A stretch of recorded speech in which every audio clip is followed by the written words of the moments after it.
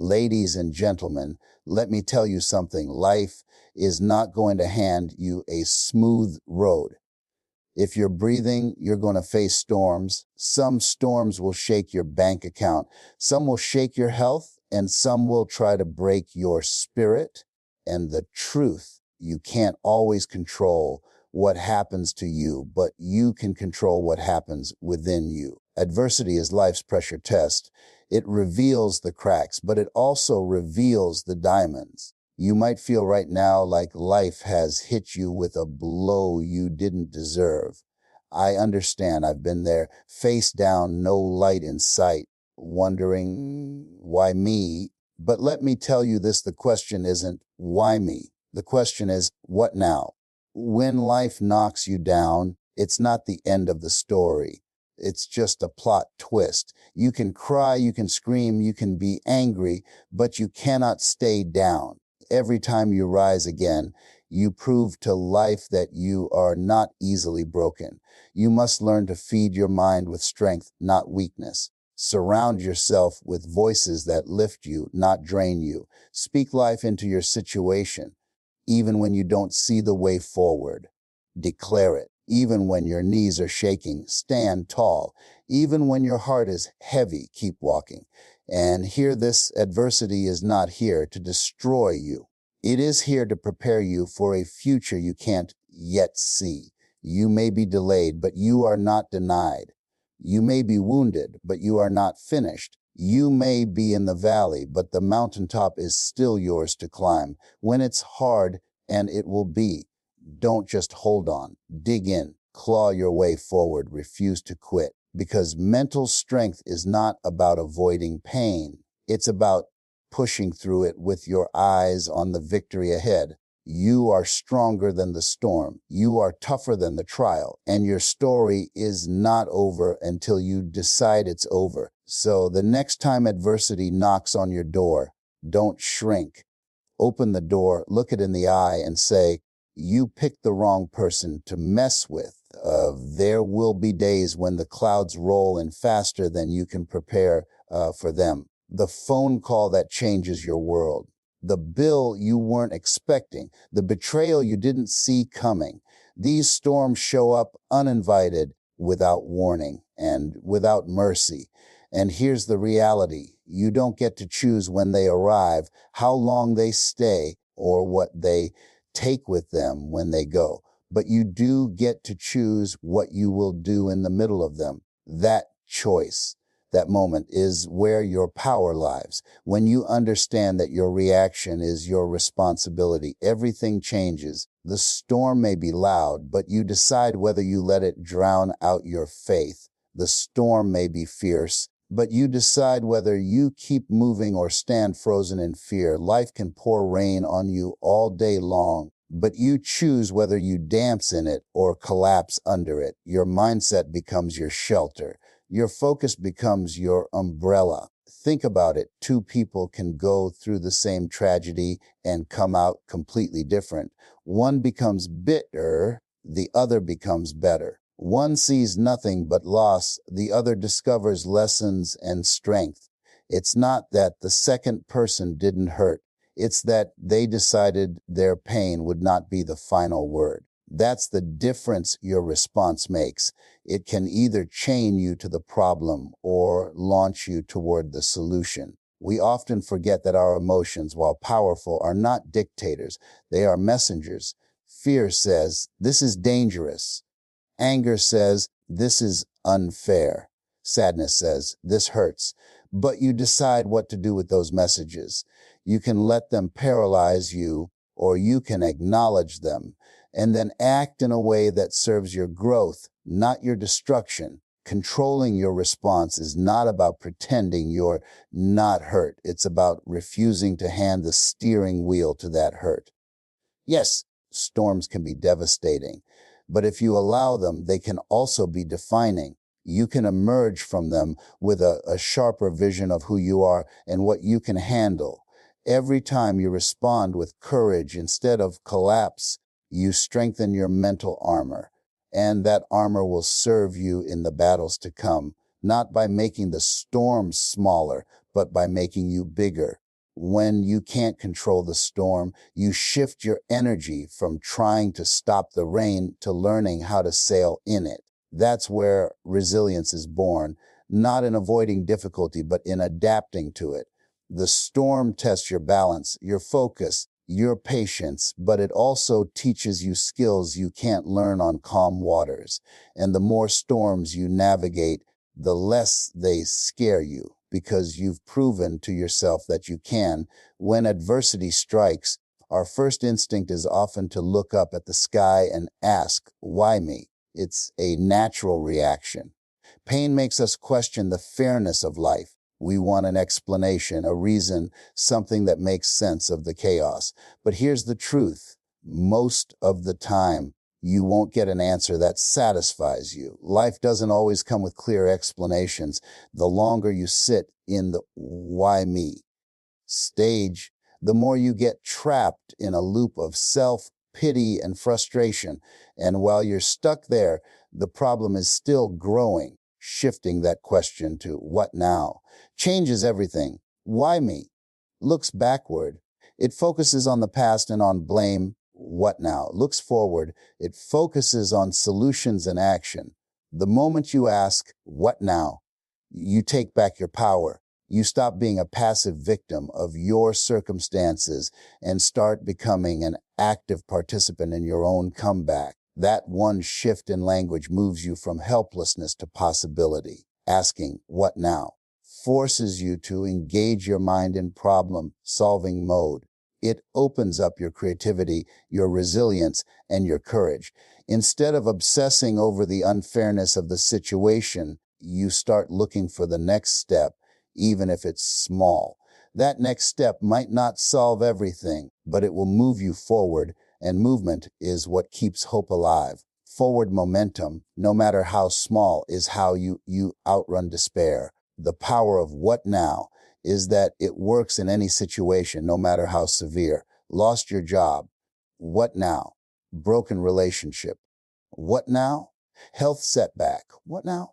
This question doesn't deny your pain. It simply refuses to let the pain be the end of the story. It's a declaration that you still have a say in how this chapter unfolds. And that mindset is often the difference between those who crumble and those who rise. People who master the "what now" approach don't wait for perfect conditions to act. They understand that life rarely hands you a neatly paved road. They build as they walk. They move forward even when visibility is low. Even when fear whispers that it's pointless, they know that asking, "What now?" and acting on the answer is how you turn a setback into a stepping stone.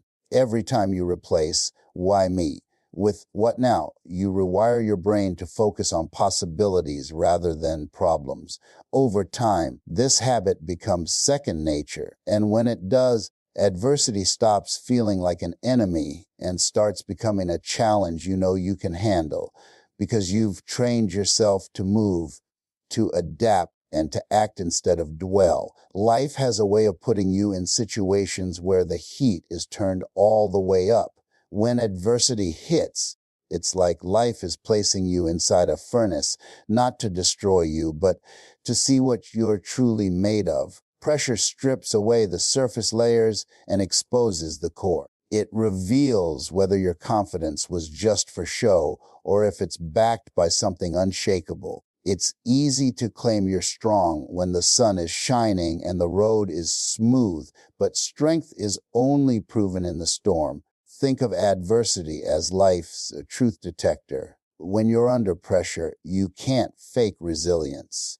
Your habits, your mindset, and your beliefs get tested in real time. That's when you find out whether your motivation is shallow or deeply rooted. And here's the beautiful part. You often discover that you have more endurance, more grit, and more creativity than you ever gave yourself credit for. The test doesn't just reveal your weaknesses, it also reveals hidden reserves of strength you didn't know you had. Pressure also forces you to grow in ways comfort never will. In comfort, there's no urgency to change, no push to dig deeper. But in adversity, your back is against the wall and you have to find a way out. You start tapping into resourcefulness, courage, and determination that might have stayed dormant if life hadn't challenged you. The very things that feel like they're breaking you are actually shaping you into someone sharper, tougher, and wiser. And here's the thing, when you pass one pressure test, you start building a track record in your own mind. You remember the times you thought you couldn't handle it, but you did.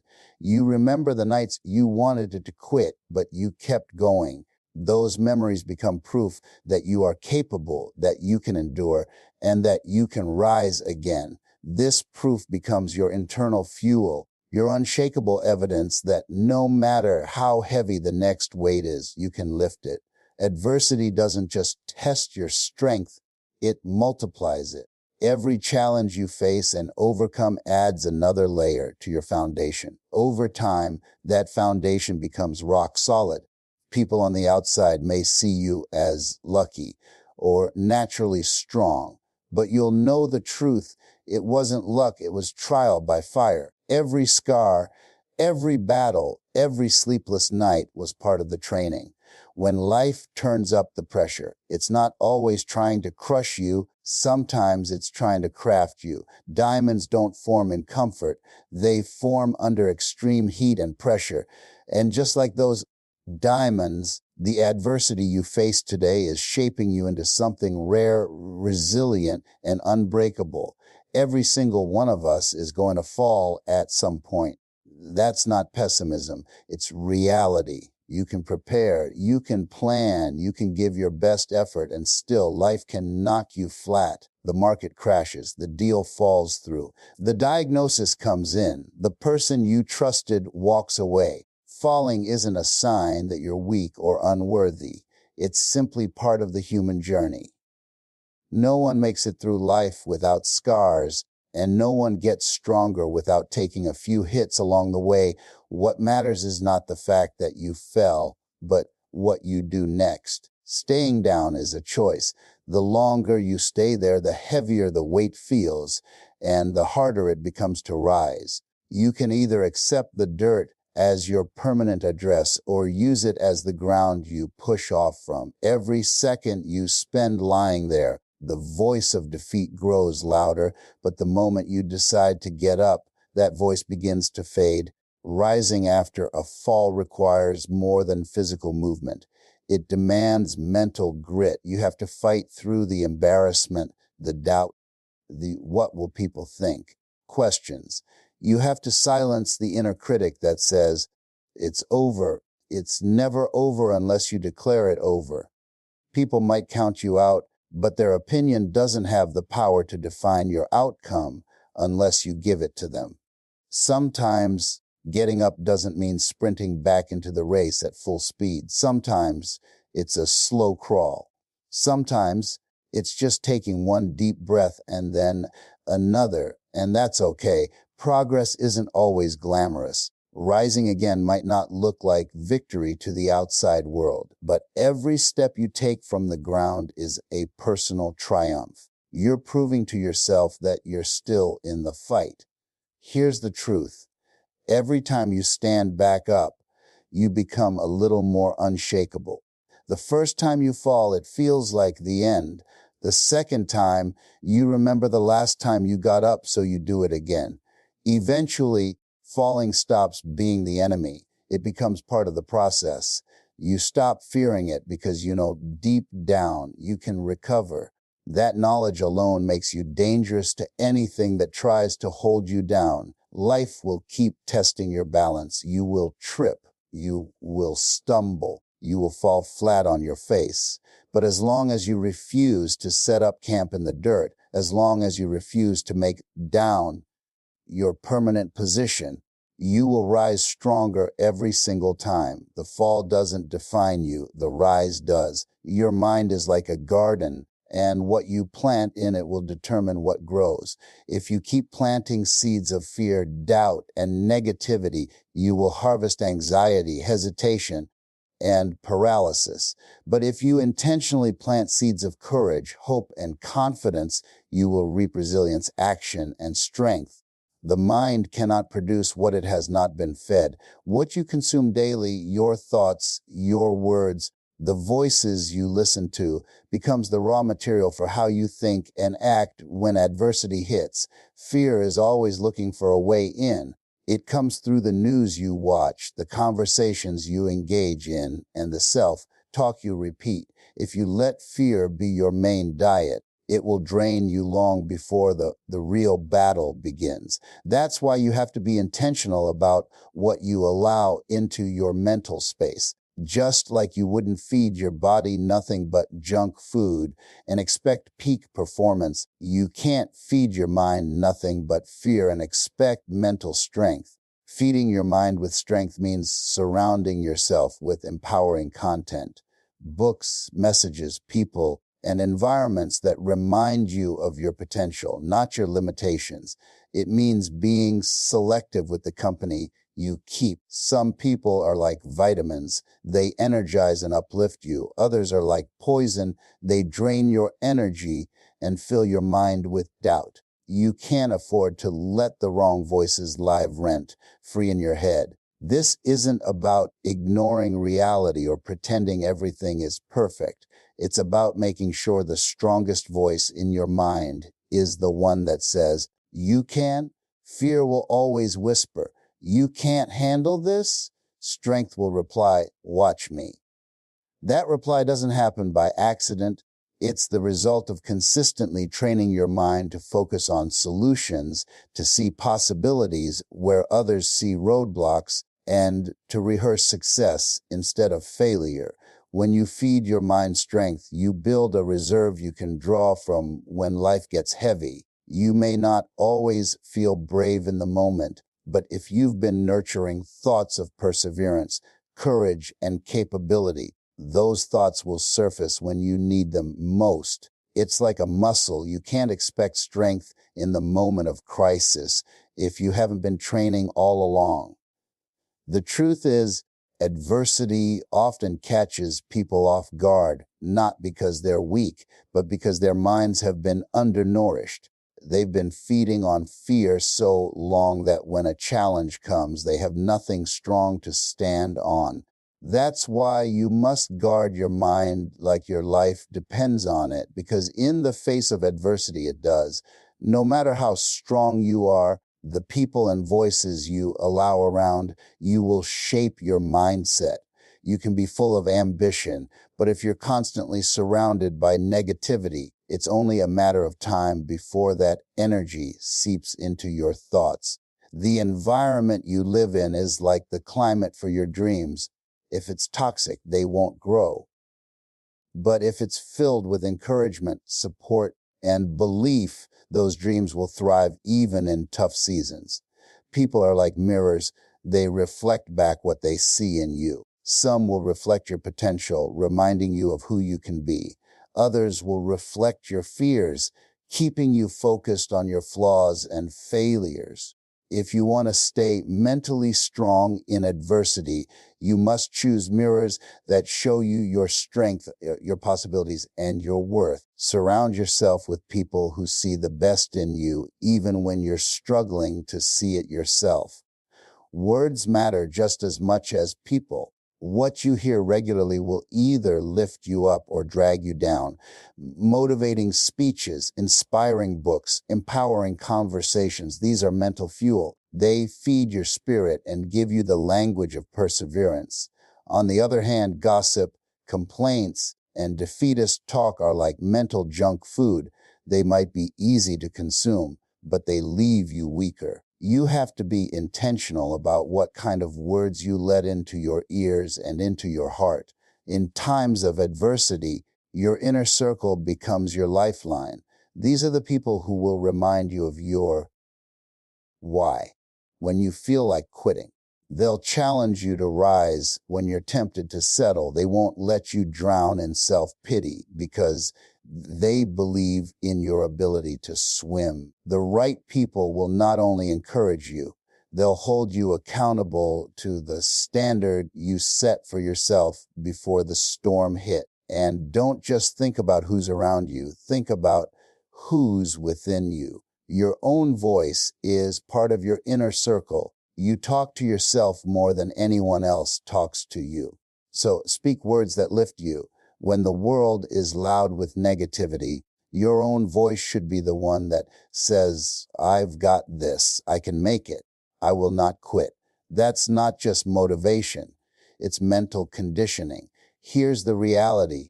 You become like the people you spend the most time with and the words you hear the most often. If you're serious about staying strong through adversity, you can't afford to let just anyone or anything take up space in your life. Protect that space like your future depends on it, because it does.